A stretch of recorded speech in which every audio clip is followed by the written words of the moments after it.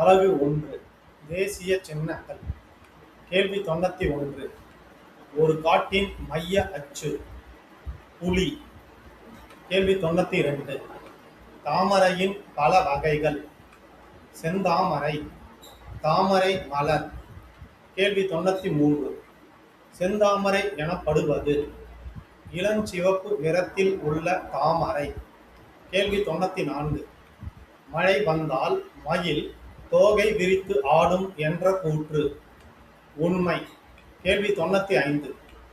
மயில் தோகை விரித்து ஆடுவதைக் கண்டு மயில் குளிருக்கு நடுங்குகிறதோ என கருதி தன் போர்வையை கொடையாக அளித்த மன்னன் கடையேழு வள்ளல்களுள் ஒருவரான பேகன் என்ற குறுநில மன்னன். கேள்வி 96. தமிழ்நாட்டில் மயில்களுக்கான சரணாலயம் எங்குள்ளது?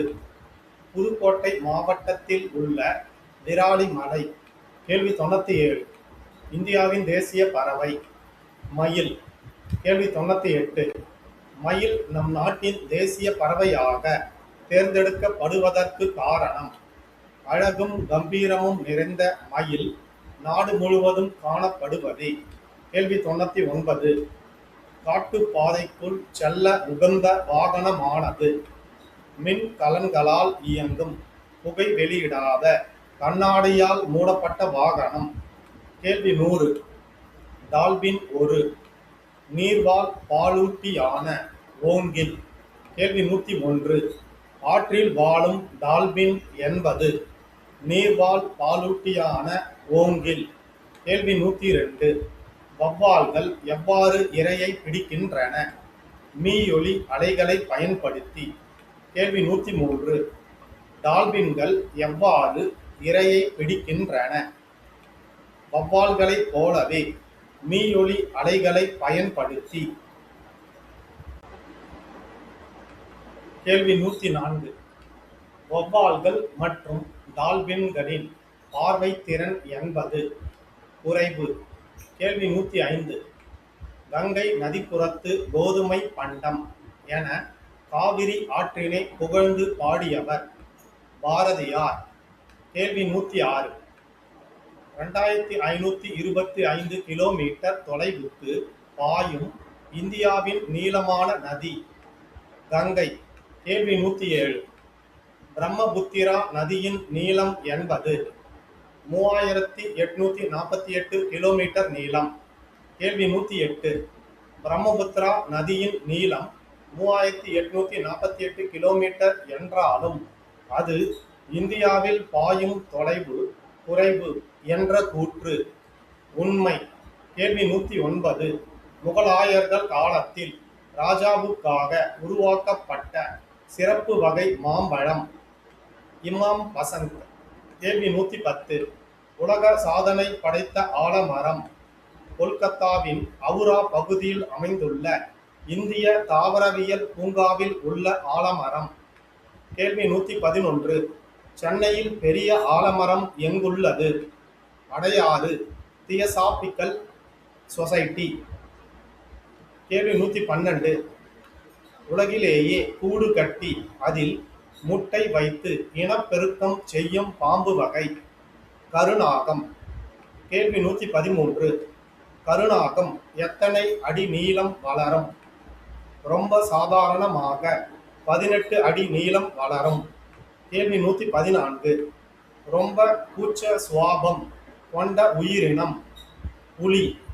கேள்வி 115. இந்திய காடுகளின் நிஜ ராஜா புலி. கேள்வி 116. இந்தியாவின் இயற்கை தேசிய சின்னங்கள் ஏற்றுக்கொள்ளப்பட்ட ஆண்டு. ஆலமரம் 1950, தாமரை 1950, மாம்பழம் 1950, மயில் 1963, புலி 1973, கங்கை ஆறு 2008, ஆற்று ஓங்கில் 2010, யானை 2010, லாக்டோ பேச்சிலஸ் 2012. கேள்வி 117. தோகை மயிலின் தாயகம் இந்தியா. கேள்வி 118. ராஜநாகத்தின் அறிவியல் பெயர் ஹோப் பிபாகஸ் ஹானா. கேள்வி 119. உலகின் நீண்ட விஷம் நிறைந்த பாம்பு.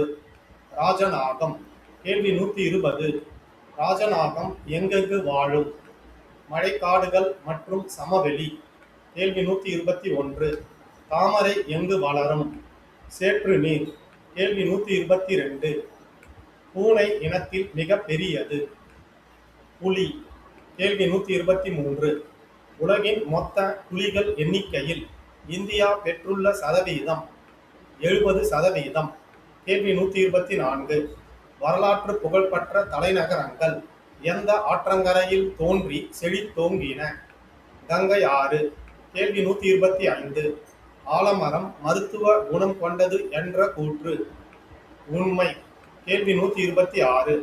தான் வாழும் ஆற்றின் சூழல் அமைவின் நிலையை உணர்த்தும் கருவியாக செயல்படுவது ஆற்று ஓங்கில்.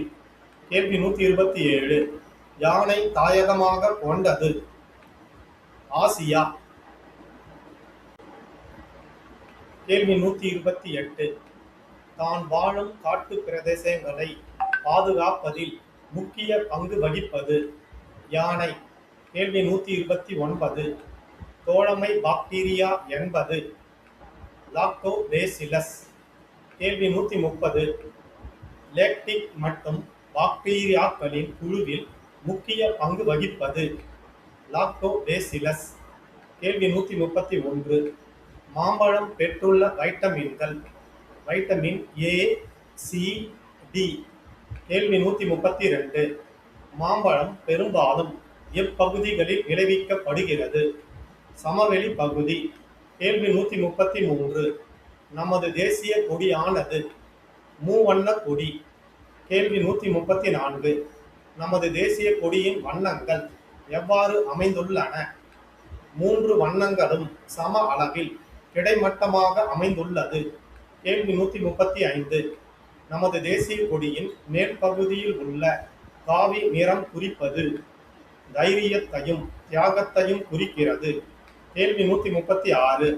நமது தேசிய கொடியின் கீழ்ப்பகுதியில் உள்ள பச்சை நிறம் குறிப்பது செழுமையையும் வளத்தையும் குறிக்கிறது. கேள்வி 137. நமது தேசிய கொடியின் இடையில் உள்ள வெள்ளை நிறம் குறிப்பது நேர்மை, அமைதி மற்றும் தூய்மையை குறிக்கிறது. கேள்வி 138.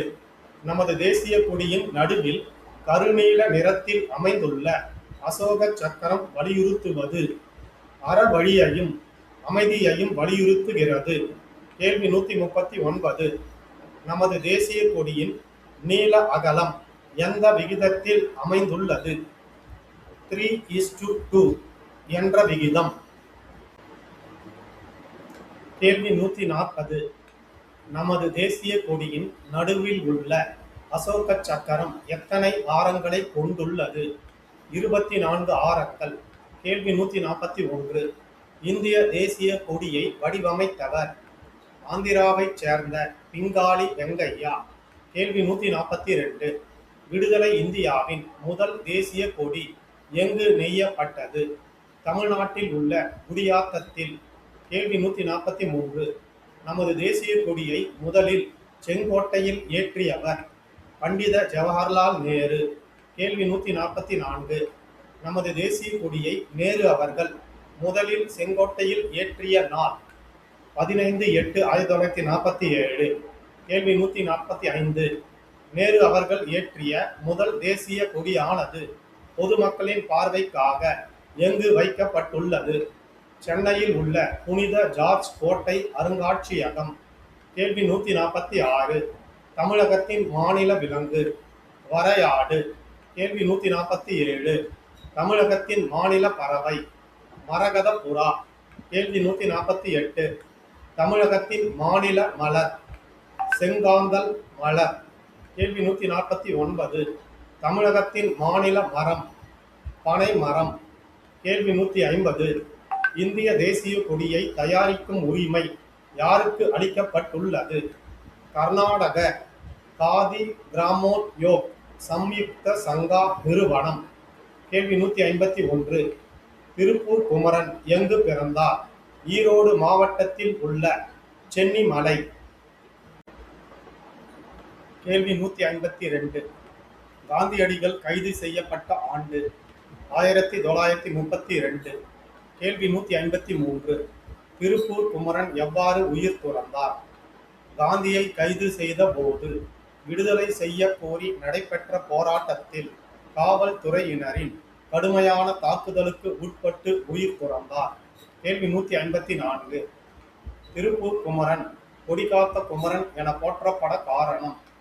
போராட்ட களத்தில் உயிர் நீத்த போதும் மூவர்ண கொடியை கீழே விடவில்லை. கேள்வி 155. கொடிகாத்த குமரன் என போற்றப்படும் திருப்பூர் குமரனின் தியாகத்தை நினைவு கூறும் வகையில் அவரது நூற்றாண்டில் இந்திய அரசு அஞ்சல் தலை வெளியிட்டு சிறப்பித்தது என்ற கூற்று உண்மை. கேள்வி 156. இந்தியாவின் தேசிய இலட்சினை சாரநாத் அசோக தூணின் உச்சியில் அமைந்திருக்கும் நான்முக சின்னம். கேள்வி 157. இந்தியாவின் தேசிய இலட்சினை எப்போது ஏற்றுக்கொள்ளப்பட்டது? ஜனவரி 26, 1950. கேள்வி 158. இந்திய தேசிய இலட்சினையின் அடிப்பகுதியில் பொறிக்கப்பட்டுள்ளது சத்தியமேவ ஜெயதே. கேள்வி 159. இந்திய தேசிய இலட்சினையின் அடிப்பகுதியில் பொறிக்கப்பட்டுள்ள சத்தியமேவ ஜெயதே என்பதன் பொருள் வாய்மையே வெல்லும். கேள்வி 160. இந்திய தேசிய இலட்சினை எத்தனை பகுதிகளை கொண்டது? மேல் பகுதி, அடுப்பகுதி என 2 பகுதிகளை கொண்டது. கேள்வி 161. இந்திய தேசிய இலட்சினையின் மேல் பகுதியில் அமைக்கப்பட்டுள்ளது 4 சிங்க உருவங்கள் ஒன்றுக்கொன்று பின்பக்கமாக பொருத்தியிருக்குமாறு வட்ட வடிவமான பீடத்தில் அமைக்கப்பட்டுள்ளது. கேள்வி 162. இந்திய தேசிய இலட்சினையில் எத்தனை சிங்க உருவங்களை மட்டுமே காண இயலும்? 3 சிங்க உருவங்கள். கேள்வி 163. இந்திய தேசிய இலட்சினையின் அடிப்பகுதியில் அமைக்கப்பட்டுள்ளது யானை, குதிரை, காளை, சிங்கம் ஆகிய உருவங்கள் அமைந்துள்ளன. கேள்வி 164. இந்திய தேசிய இலட்சினை எங்கெங்கு பயன்படுத்தப்படுகிறது? இந்திய அரசின் அலுவல் முறை கடித முகப்புகளிலும் இந்திய நாணயங்களிலும் கடவுச்சீட்டுகளிலும் பயன்படுத்தப்படுகின்றன. கேள்வி 165. அசோகர் காலத்தில் சாரநாத் தூணின் உச்சியில் அமைந்திருந்த நான்முக சிங்கம் தற்போது எங்கு பாதுகாக்கப்படுகிறது? சாரநாத் அருங்காட்சியகம்.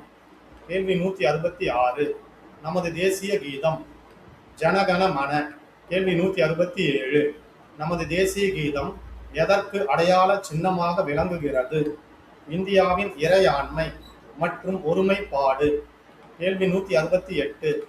நமது தேசிய கீதம் யாரால் எம்மொழியால் எழுதப்பட்டது? ரவீந்திரநாத் தாகூரால் வங்காள மொழியில் எழுதப்பட்டது. கேள்வி 169.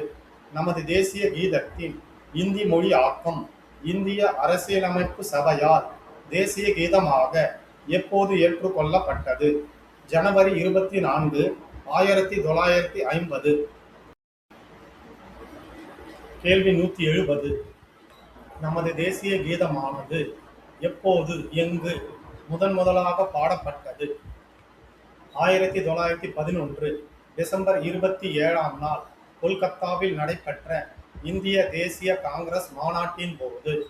கேள்வி 171. நமது தேசிய கீதத்தை பாடும்போது பின்பற்ற வேண்டியவை. சுமார் 52 வினாடிகளில் பாட இசைக்க வேண்டும். பாடும்போது அனைவரும் எவ்வித அசைவும் இன்றி நேராக நிற்க வேண்டும். பொருள் புரிந்து சரியாக பாட வேண்டும். கேள்வி 172. வந்தே மாதிரம் பாடலை எழுதியவர் வங்க எழுத்தாளர் பங்கிங் சந்திர சட்டர்ஜி. கேள்வி 173. விடுதலை போராட்டத்தில் முக்கிய பங்களித்த பாடல். வந்தே மாதிரம் பாடலின் முதல் பத்தி. கேள்வி 174. தேசிய கீதத்துக்கு இணையான தேசிய பாடல் என்ற சிறப்பு அளிக்கப்பட்ட பாடல். வந்தே மாதிரம் பாடல். கேள்வி 175.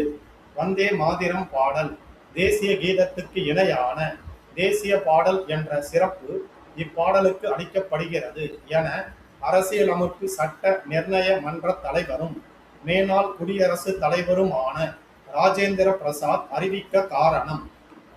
வந்தே மாதிரம் பாடலின் முதல் பத்தி விடுதலை போராட்டத்தில் முக்கிய பங்களித்தமையால். கேள்வி 176. வந்தே மாதிரம் பாடல் எங்கிருந்து எடுக்கப்பட்டது? ஆனந்த மடம் என்ற நாவலில் இருந்து எடுக்கப்பட்டது. கேள்வி 177. நமது தேசிய உறுதிமொழி. இந்தியா எனது தாய்நாடு என தொடங்கும் பாடல். கேள்வி 178. இந்தியா எனது தாய்நாடு என தொடங்கும் நமது தேசிய உறுதிமொழியை யார் எம்மொழியில் எழுதினார்? பிதிமாரி வெங்கட சுப்பாராவ் என்பவர் தெலுங்கில் எழுதினார். கேள்வி 179. நாம் அன்றாடம் சாப்பிடும் தயிர் பாலிலிருந்து உருவாகி பயன்படுவது லாக்டோபேசிலஸ் டெல்புருக்கி எனும் நுண்ணுயிர். கேள்வி 180. நமது தேசிய நுண்ணுயிர். லாக்டோபேசிலஸ் டெல்புருக்கி எனும் நுண்ணுயிர்.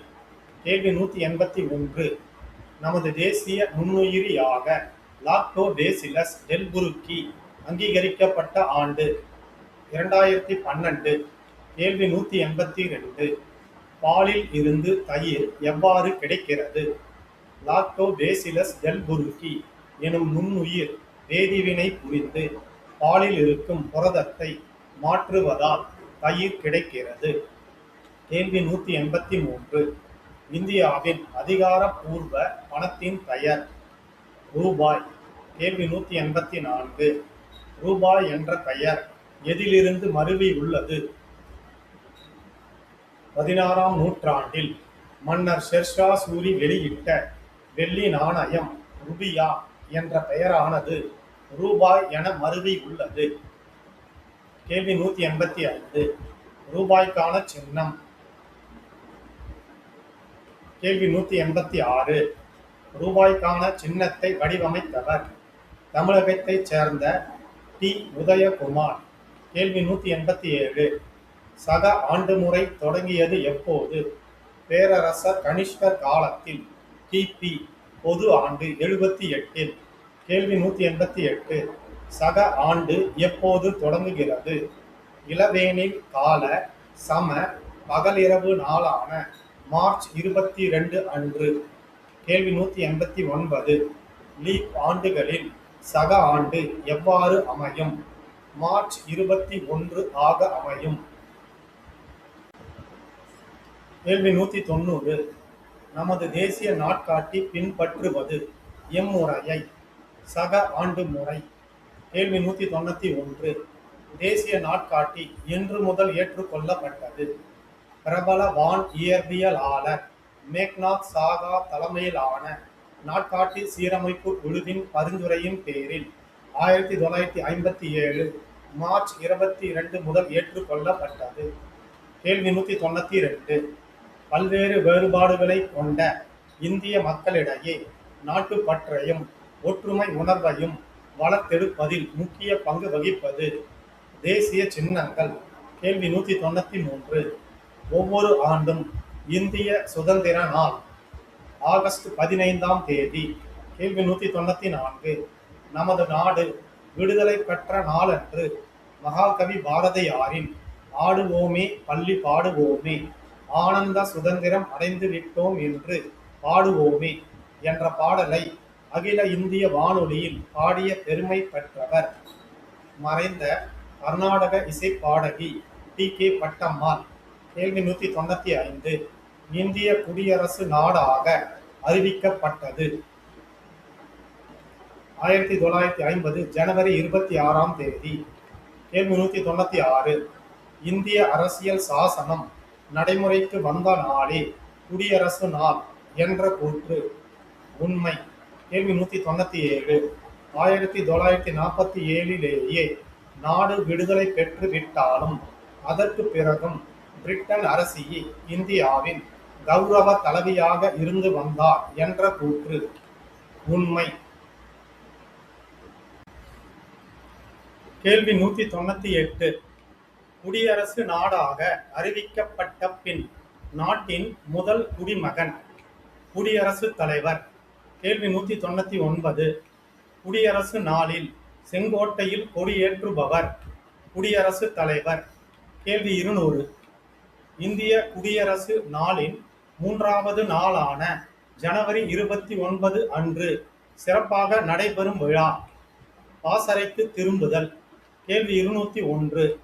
இந்திய குடியரசு நாளின் 3வது நாளான ஜனவரி 29 அன்று சிறப்பாக நடைபெறும் விழாவான பாசறைக்கு திரும்புதல் என்பது அந்நாளில் தரைப்படை, கடற்படை, விமானப்படையை சேர்ந்த இசைக்குழுவினர் நிகழ்ச்சிகளை நடத்துவர். கேள்வி 202. இந்திய குடியரசு நாளின் 3வது நாளான ஜனவரி 29 அன்று சிறப்பாக நடைபெறும் விழாவான பாசறைக்கு திரும்புதல் விழாவின் முதன்மை விருந்தினர் யார்? குடியரசுத் தலைவர். கேள்வி 203. இந்திய குடியரசு நாளின் 3வது நாளான ஜனவரி 29 அன்று சிறப்பாக நடைபெறும் விழாவான பாசறைக்கு திரும்புதல் விழாவின் ஒரு பகுதியானது மாலை 6 மணிக்கு குடியரசுத் தலைவர் மாளிகை மின் விளக்குகளால் அலங்கரிக்கப்படும். கேள்வி 204. தேசத்தந்தை எனப்படுபவர் மகாத்மா காந்தி. கேள்வி 205. மகாத்மா காந்தியின் பிறந்த நாள் அக்டோபர் 2. கேள்வி 206. காந்தியின் பிறந்த நாளை சர்வதேச அகிம்சை நாளாக எந்த ஆண்டு முதல் ஐநா சபை கொண்டாடி வருகிறது? 2007. கேள்வி 207. சர்வதேச அகிம்சை நாள் அக்டோபர் 2. கேள்வி 208. கரியால் முதலை என்பது கங்கை முதலை. கேள்வி 209. ஆற்று ஓங்கில் என்பது கங்கையில் வாழும் டால்பின். கேள்வி 210. மீயொலி என்பது கேலா ஒலி அலைகள். கேள்வி 211. இயற்கை தேசிய சின்னங்களானவை புலி, யானை, டால்பின், மயில், கருநாகம், ஆலமரம், மாம்பழம், கங்கை, தாமரை. கேள்வி 212. தேசிய சின்னங்களானவை தேசிய கொடி, தேசிய லட்சினை, தேசிய கீதம், தேசிய பாடல். கேள்வி 213. இந்திய அரசியலமைப்பு சபை மூவர்ண கொடியை தேசிய கொடியாக ஏற்றுக்கொண்டது எப்போது? 1947 ஜூலை 22. கேள்வி 214. முக்கிய தேசிய விழாக்கள் விடுதலை நாள், குடியரசு நாள், Gandhi Jayanti. Book back questions. கேள்வி 215. சரியான விடையை தேர்வு செய்க. தேசிய பாடலான வந்தே மாதரத்தை இயற்றியவர் பிங்காலி வெங்கையா, ரவீந்திரநாத் தாகூர், பங்கிம் சந்திர சட்டர்ஜி, காந்திஜி. பங்கிம் சந்திர சட்டர்ஜி. கேள்வி 216. சரியான விடையை தேர்வு செய்க. இந்தியாவின் தேசிய கீதம் ஜனகண மன, வந்தே மாதரம், அமர் சோனார் பாங்லே, நீராடும் கடலெடுத்த, ஜனகண மன. கேள்வி 217. சரியான விடையை தேர்வு செய்க. டேஷ் பிறந்த நாளை சர்வதேச அகிம்சை நாளாக கொண்டாடுகிறோம்? மகாத்மா காந்தி, சுபாஷ் சந்திர போஸ், சர்தார் வல்லபாய் பட்டேல், ஜவஹர்லால் நேரு. மகாத்மா காந்தி. கேள்வி 218. சரியான விடையை தேர்வு செய்க. நம் தேசிய கொடியில் உள்ள அசோக சக்கரத்தின் நிறம் டேஷ். வெளிர் நிறம், கருநீலம், நீலம், பச்சை. கருநீலம். கேள்வி 219. சரியான விடையை தேர்வு செய்க. இந்திய விடுதலை நாளில் பறக்கவிடப்பட்ட முதல் தேசிய கொடி டேஷ் அருங்காட்சியகத்தில் உள்ளது. சென்னை கோட்டை, டெல்லி, சாரநாத், கொல்கத்தா. சென்னை கோட்டை. கேள்வி 220. சரியான விடையை தேர்வு செய்க. தேசிய கீதத்தை இயற்றியவர் டேஷ். தேவேந்திரநாத் தாகூர், பாரதியார், ரவீந்திரநாத் தாகூர், பாலகங்காதர திலகர். ரவீந்திரநாத் தாகூர். கேள்வி 221. சரியான விடையை தேர்வு செய்க. தேசிய கீதம் பாடுவதற்கு எடுத்துக்கொள்ள வேண்டிய கால அளவு டேஷ். 50 வினாடிகள். 52 நிமிடங்கள், 52 வினாடிகள், 20 வினாடிகள், 52 வினாடிகள். கேள்வி 222. சரியான விடையை தேர்வு செய்க. 1896 தேசிய காங்கிரஸ் மாநாட்டின் போது வந்தே மாதரம் பாடலை பாடியவர் பங்கிம் சந்திர சட்டர்ஜி, ரவீந்திரநாத் தாகூர், மகாத்மா காந்தி, சரோஜினி நாயுடு. சரோஜினி நாயுடு. கேள்வி 223. சரியான விடையை தேர்வு செய்க. விடுதலை நாளின் போது டெல்லியில் கொடியேற்றுபவர் பிரதம அமைச்சர், குடியரசுத் தலைவர், துணை குடியரசுத் தலைவர், அரசியல் தலைவர் எவரேனும். பிரதம அமைச்சர்.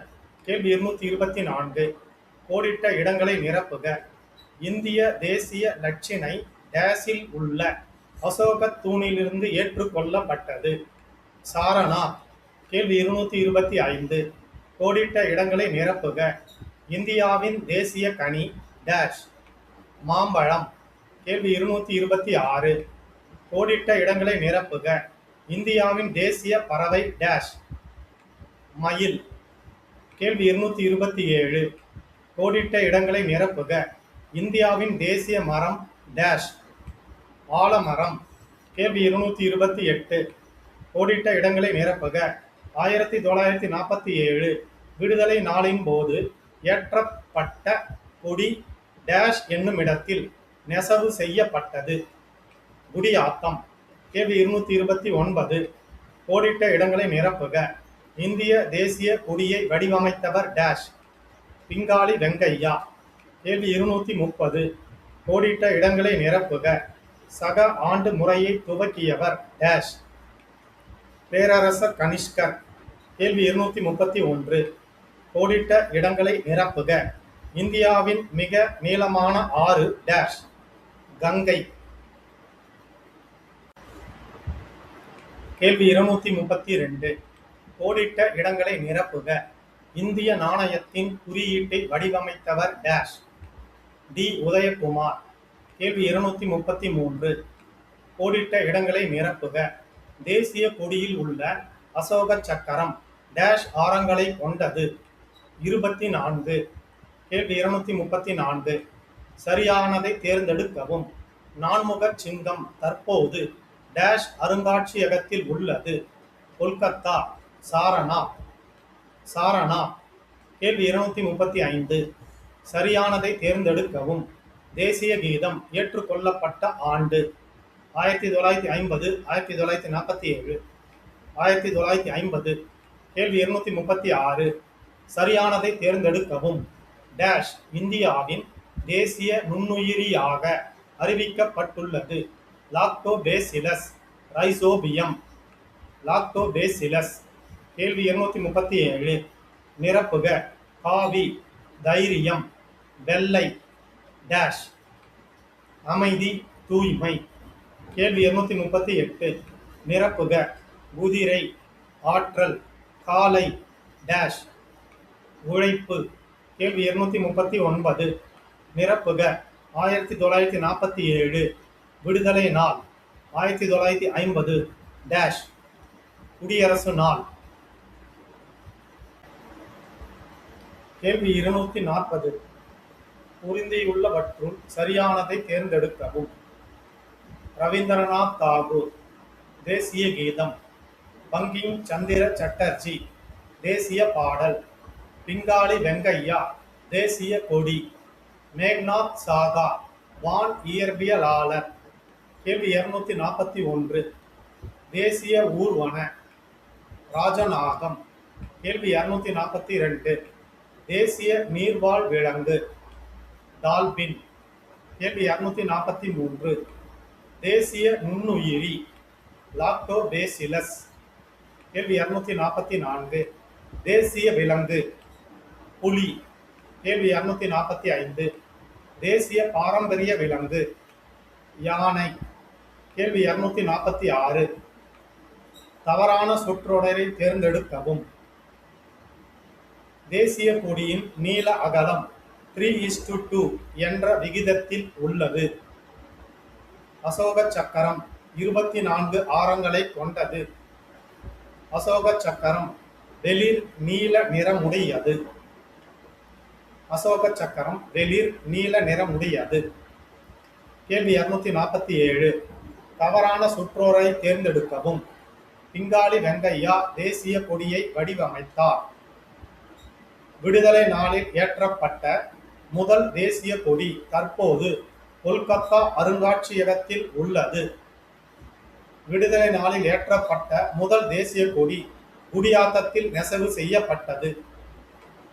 விடுதலை நாளில் ஏற்றப்பட்ட முதல் தேசிய கொடி தற்போது கொல்கத்தா அருங்காட்சியகத்தில் உள்ளது. கேள்வி 248. சரியான சொற்றொடரை தேர்ந்தெடுக்கவும். ஆகஸ்ட் 15 அன்று விடுதலை நாள் கொண்டாடப்படுகிறது. நவம்பர் 26 அன்று குடியரசு நாள் கொண்டாடப்படுகிறது. அக்டோபர் 12 அன்று காந்தி ஜெயந்தி கொண்டாடப்படுகிறது. ஆகஸ்ட் 15 அன்று விடுதலை நாள் கொண்டாடப்படுகிறது. அலகு 2. இந்திய அரசமைப்பு சட்டம். கேள்வி 249.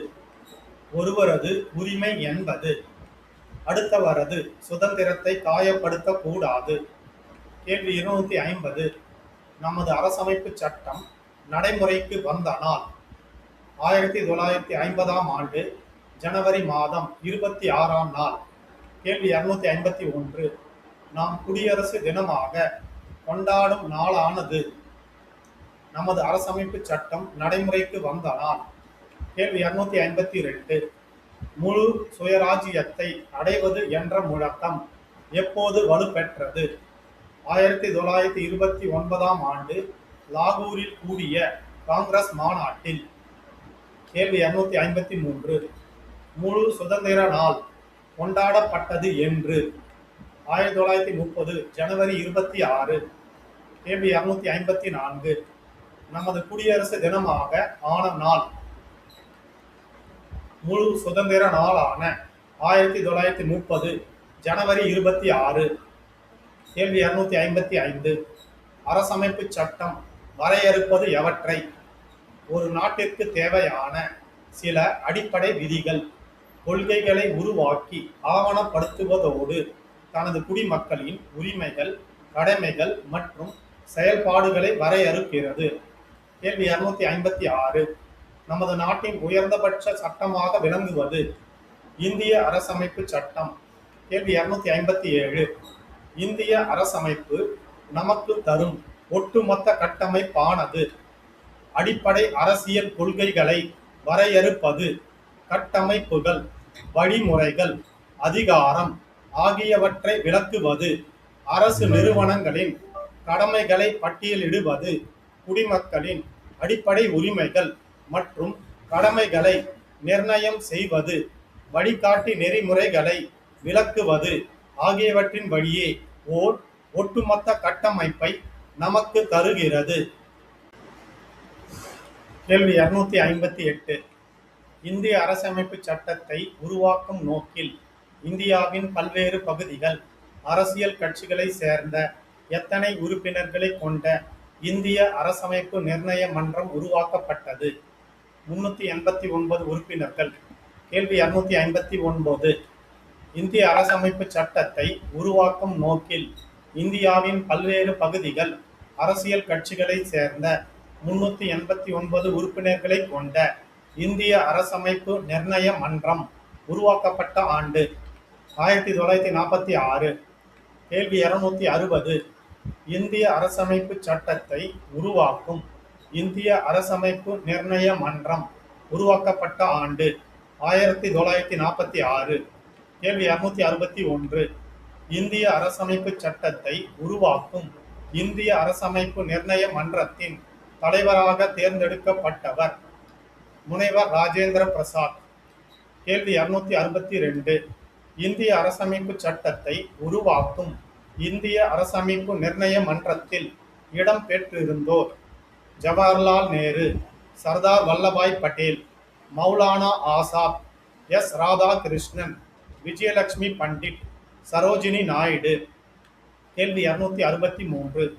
இந்திய அரசமைப்பு சட்டத்தை உருவாக்கும் இந்திய அரசமைப்பு நிர்ணய மன்றத்தில் இடம் பெற்றிருந்த பெண் உறுப்பினர்களின் எண்ணிக்கை 15 பெண் உறுப்பினர்கள்.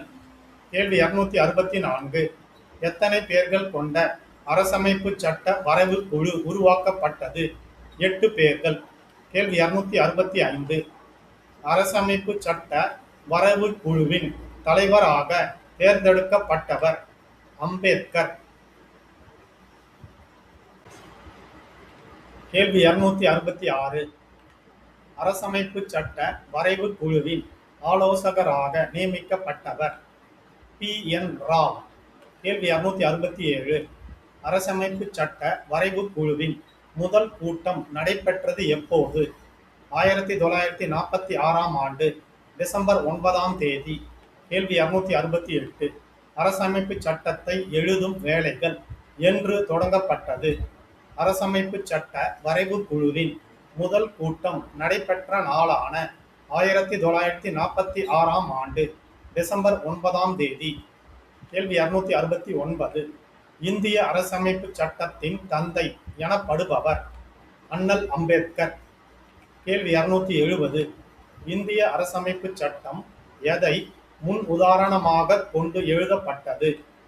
ஐக்கிய ராஜ்ஜியம், அமெரிக்கா, அன்றைய சோவியத் ரஷ்யா, பிரான்ஸ், சுவிட்சர்லாந்து உட்பட 60 நாடுகளின் அரசமைப்பு சட்டங்களை வாசித்து அவற்றில் இருந்த சிறப்பான பகுதிகளை முன்மாதிரியாக கொண்டு உருவாக்கினார்கள்.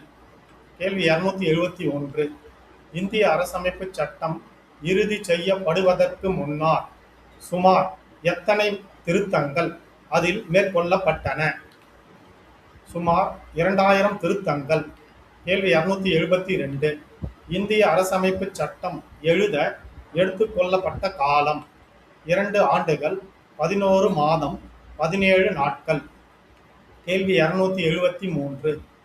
முழுமையான இந்திய அரசமைப்பு சட்டம் எப்போது தயாரானது? 1949ஆம் ஆண்டு நவம்பர் 26ஆம் நாள். கேள்வி 274. இந்திய அரசமைப்பு நிர்ணய மன்றம் நமது அரசமைப்பு சட்டத்தை என்று ஏற்றுக்கொண்டது? 1949ஆம் ஆண்டு நவம்பர் 26ஆம் நாள். கேள்வி 275. அரசமைப்பு சட்ட நாளாக நாம் என்று ஆண்டுதோறும் கொண்டாடுகிறோம்? 1949ஆம் ஆண்டு நவம்பர் 26ஆம் நாள். கேள்வி 276. அரசமைப்பு சட்ட நாளாக நாம் எந்த நாளை ஆண்டுதோறும் கொண்டாடுகிறோம்? இந்திய அரசமைப்பு நிர்ணய மன்றம் நமது அரசமைப்பு சட்டத்தை என்று ஏற்றுக்கொண்ட நாள். கேள்வி 277. இந்திய அரசமைப்பு சட்டத்தை உருவாக்க ஆன செலவு 64 லட்சம் ரூபாய். கேள்வி 278. இந்திய அரசமைப்பு சட்டத்தின் நோக்கம் ஒவ்வொரு இந்தியருக்குமான நீதி, தன் செயலுரிமை, சமத்துவத்தை உறுதி செய்வதோடு சகோதரத்துவத்தையும் வலியுறுத்துகிறது. கேள்வி 279. இந்திய அரசமைப்பு சட்டத்தின் முகப்புரையில் கூறப்பட்டுள்ளது ஒவ்வொரு இந்தியருக்குமான நீதி, தன் செயலுரிமை, சமத்துவத்தை உறுதி செய்வதோடு சகோதரத்துவத்தையும் வலியுறுத்துகிறது. கேள்வி 280. இந்திய அரசமைப்பு சட்டத்தின் முகப்புரை எனில் அரசமைப்பு சட்டத்தின் முன்னுரைதான் முகப்புரை என்று அழைக்கப்படுகிறது. கேள்வி 281. இந்திய அரசமைப்பு சட்டத்தின் முகப்புரை வரையறை செய்வது எவற்றை? இந்தியாவை இறையாண்மை, சமத்துவம், மதச்சார்பின்மை, மக்களாட்சி குடியரசு என வரையறை செய்கிறது. கேள்வி 282. ஒரு நாட்டின் உச்சநிலை அதிகாரத்தை எவ்வாறு அழைக்கிறோம்? இறையாண்மை. கேள்வி 283. மத சார்பின்மை என்பது மக்கள் தங்கள் விருப்பப்படி வெவ்வேறு இறை, மத நம்பிக்கை கொண்டவர்களாக இருக்க அனுமதிக்கும் சட்டம். அவர்களுக்கு ஒரே விதமான பாகுபாடற்ற உரிமைகளை வழங்குகிறது. கேள்வி 284. இந்திய அரசு எவற்றின் வழியே ஆளப்படுகிறது? சட்டமன்றத்தின் வழியே. கேள்வி 285. இந்திய அரசமைப்பு சட்டமானது எதற்கு வழிவகை செய்துள்ளது? மாநில மற்றும் ஒன்றிய அரசுகள் சட்டமன்ற ஆட்சி முறைகளை பின்பற்றி ஆட்சி செய்ய வழிவகை செய்துள்ளது. கேள்வி 286. இந்திய அரசமைப்பின்படி நிறைவேற்றும் அதிகாரமானது சட்டமன்றத்தின் கூட்டு பொறுப்பாகும். கேள்வி 287. அடிப்படை உரிமைகள் என்று அழைக்கப்படுவது ஒவ்வொரு குடிமகனுக்கும் மிக தேவையான உரிமைகள். கேள்வி 288. ஒவ்வொரு குடிமகனுக்கும் மிக தேவையான உரிமைகள் என்பவை: சம உரிமை, சுதந்திரமாக செயல்படும் உரிமை, சுரண்டலுக்கு எதிரான உரிமை, சுதந்திர சமய உரிமை, கலாச்சார மற்றும் கல்வி பெறும் உரிமை, சட்ட தீர்வு பெறும் உரிமை. கேள்வி 289. இந்திய அரசமைப்பின்படி வழிகாட்டி நெறிமுறை எனப்படுவது அரசுகள் சட்டமியற்றும் போதும் ஆட்சி செய்யும் போதும் கவனத்தில் கொள்ள வேண்டிய சில வழிகாட்டல்களை அரசமைப்பு சட்டம் வழங்கி உள்ளது. இவை கட்டாயமாக நடைமுறைப்படுத்த வேண்டியவை அல்ல என்றாலும் கவனத்தில் கொள்ளப்பட வேண்டியவை. கேள்வி 290.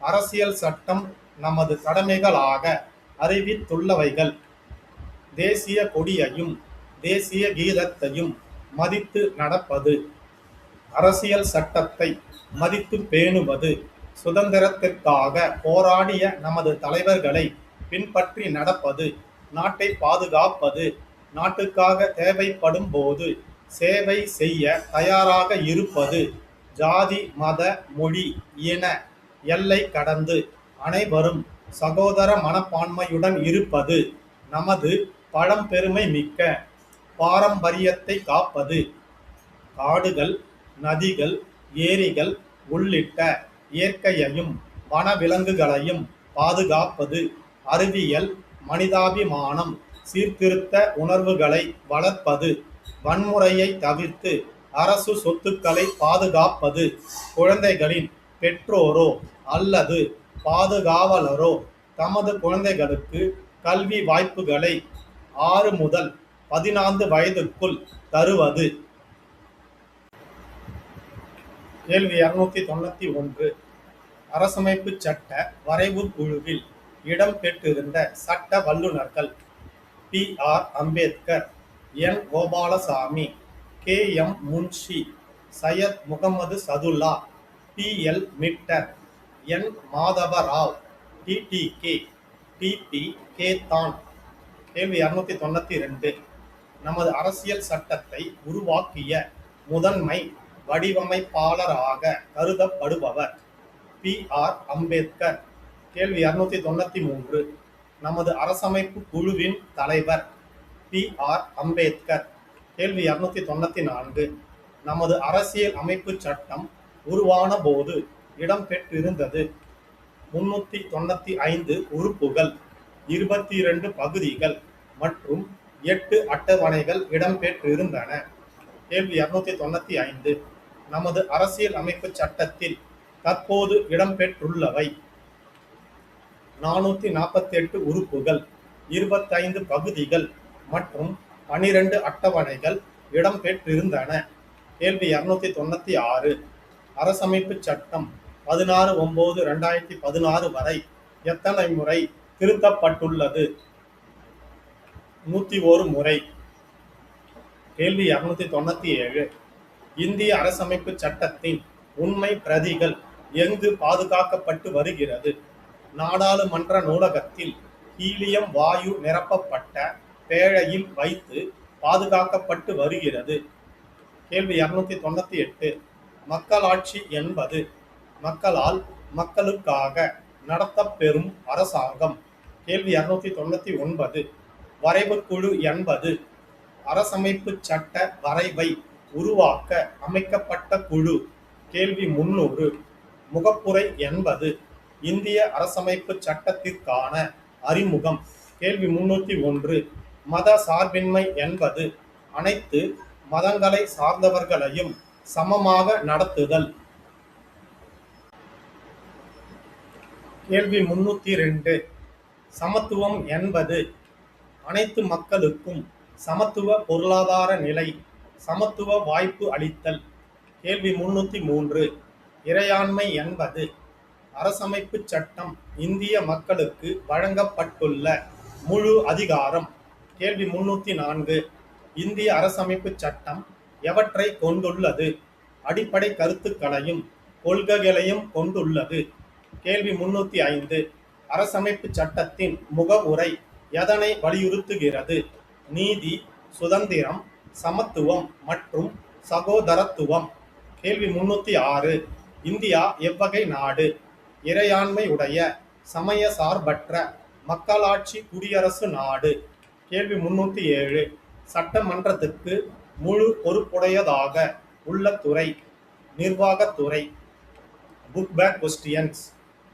கேள்வி 308. குடியரசு தினம் கொண்டாடப்படும் நாள் ஜனவரி 26. கேள்வி 309. இந்திய அரசமைப்பு சட்டம் எவற்றை கொண்டுள்ளது? அடிப்படை கருத்துக்களையும் கொள்கைகளையும் கொண்டுள்ளது. கேள்வி 310. இந்திய அரசமைப்பு சட்டத்தின் தந்தை டாக்டர் பி.ஆர். அம்பேத்கர். கேள்வி 311. அரசமைப்பு சட்டத்தின் முகவுரை எதனை வலியுறுத்துகிறது? நீதி, சுதந்திரம், சமத்துவம் மற்றும் சகோதரத்துவம். கேள்வி 312. இந்தியா ஒரு இறையாண்மையுடைய சமய சார்பற்ற மக்களாட்சி குடியரசு நாடு. கேள்வி 313. நிர்வாகத்துறை எவற்றுக்கு முழு பொறுப்புடையதாக உள்ளது? சட்டமன்றம். கேள்வி 314. அனைத்து மக்களுக்கும் வழங்கப்பட்டுள்ள உரிமை. அடிப்படை உரிமைகள். கேள்வி 315. மக்களுக்கு வழிகாட்டும் கோட்பாடு. அரசு நெறிமுறை கோட்பாடுகள். கேள்வி 316. வயது வந்தோர் வாக்குரிமை எவ்வளவு வயது அடைந்தவர்களுக்கு வாக்களிப்பதற்கான உரிமையை வழங்குகிறது? 18 வயது. கேள்வி 317. அனைத்து குடிமக்களுக்கும் உள்ள உரிமை. அடிப்படை உரிமைகள். கேள்வி 318. சரியான விடையை தேர்வு செய்க. அரசமைப்பு தினம் கொண்டாடப்படும் நாள் ஜனவரி 26, ஆகஸ்ட் 15, நவம்பர் 26, டிசம்பர் 9, நவம்பர் 26. கேள்வி 319. சரியான விடையை தேர்வு செய்க. அரசமைப்பு சட்டத்தை டேஷாம் ஆண்டு அரசியல் நிர்ணய சபை ஏற்றுக்கொண்டது? 1946, 1950, 1947, 1949, 1949. கேள்வி 320. சரியான விடையை தேர்வு செய்க. அரசமைப்பு சட்டத்தில் இதுவரை டேஷ் சட்ட திருத்தங்கள் செய்யப்பட்டுள்ளன? 101, 100, 78, 46. 101. கேள்வி 321. சரியான விடையை தேர்வு செய்க. இஃது அடிப்படை உரிமை அன்று. சுதந்திர உரிமை, சமத்துவ உரிமை, ஓட்டுரிமை, கல்வி பெறும் உரிமை. ஓட்டுரிமை. கேள்வி 322. சரியான விடையை தேர்வு செய்க. இந்திய குடிமக்களின் வாக்குரிமைக்கான வயது 14, 18, 16, 21.